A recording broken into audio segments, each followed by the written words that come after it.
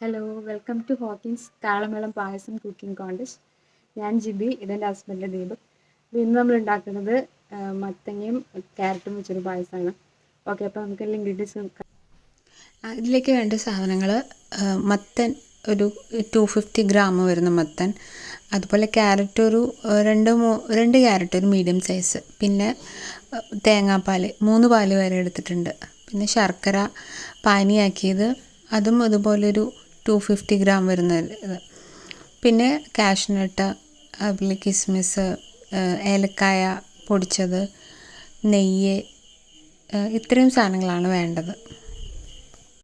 നമുക്ക് ക്യാരറ്റും മത്തനും കുക്കറിൽ ഒരു വിസിൽ വരണ വരെ വേവിക്കാം.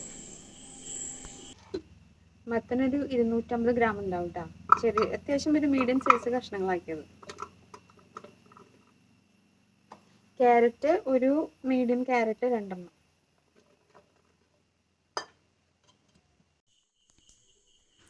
നമ്മൾ ഉപയോഗിക്കുന്നത് ഹോക്കിൻസിൻ്റെ ഫ്യൂച്ചറ പ്രഷർ കുക്കറാണ്. അപ്പോൾ നമ്മളതിലേക്ക് ക്യാരറ്റും മത്തനും പിന്നെ കുറച്ച് വെള്ളം ഒഴിച്ചിട്ട് ഒരു വിസിൽ വരണ വരെ നന്നായിട്ടൊന്ന് വേവിച്ചെടുക്കാം.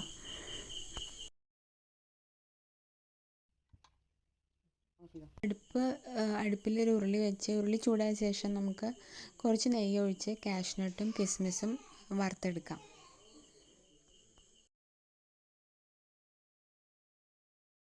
കാഷ്നട്ടും കിസ്മിസും വറുത്ത് മാറ്റിയ ശേഷം കുറച്ചും കൂടി നെയ്യ് ആഡ് ചെയ്ത് നമുക്കതിലേക്ക് വേവിച്ച് വെച്ചിട്ടുള്ള ക്യാരറ്റിൻ്റെയും മത്തൻ്റെയും കഷ്ണങ്ങൾ അതിലേക്ക് ചേർക്കാം. ചേർത്തിട്ട് നെയ്യ് ഒഴിച്ചത് കൊണ്ട് തന്നെ നന്നായി വഴറ്റിയെടുക്കുക. കുറച്ച് വലിയ കഷ്ണങ്ങളാക്കിയിട്ടാണ് വേവിച്ചിട്ടുള്ളത്. അപ്പോൾ നെയ്യിൽ വഴറ്റിയുമ്പോൾ ഒന്നും കൂടി കഷ്ണങ്ങളൊക്കെ ഒന്ന് ഉടയും. അപ്പോൾ നന്നായി വഴറ്റിയെടുക്കുക. നെയ്യിൽ വഴറ്റിയ കഷ്ണങ്ങളിലേക്ക് ശർക്കര പാനി കുറേശ്ശെ ചേർത്ത് നന്നായി ഇളക്കാം.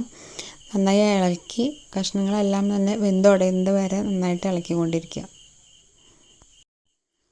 പായസത്തിൽ കടിക്കാനായിട്ട് ക്യാരറ്റിൻ്റെയും മത്തൻ്റെയും കഷ്ണങ്ങൾ നമുക്ക് ചെറുതായി ഉണ്ടാകുമ്പോഴേ പായസത്തിനൊരു ടേസ്റ്റ് ഉണ്ടാവുള്ളൂ. അപ്പം നമ്മൾ വഴറ്റിക്കൊണ്ടിരിക്കുമ്പോൾ തന്നെ കഷ്ണങ്ങളെല്ലാം ഉടച്ചു കൊടുത്തു കഴിഞ്ഞാൽ അത് വെന്തിട്ടുള്ളതായതുകൊണ്ട് തന്നെ പെട്ടെന്ന് തന്നെ അത് കഷ്ണങ്ങൾ ഉടഞ്ഞു കിട്ടും. ഇപ്പം നമ്മുടെ മത്തനും ക്യാരറ്റും നന്നായിട്ട് വെന്ത് കഷ്ണങ്ങളെല്ലാം തന്നെ ഉടഞ്ഞിട്ടുണ്ട്. നമ്മൾ ഓൾറെഡി വേവിച്ചിട്ടുള്ളതായതുകൊണ്ട് തന്നെ നെയ്യിലും വഴറ്റി പിന്നെ ശർക്കര പാനി വേവിച്ചുകൊണ്ട് തന്നെ കഷ്ണങ്ങളെല്ലാം നന്നായി വെന്ത് ഉടഞ്ഞിട്ടുണ്ട്. നമ്മളിങ്ങനെ ഇളക്കിക്കൊണ്ടേ ഇരിക്കണം, അടി പിടിക്കരുത്.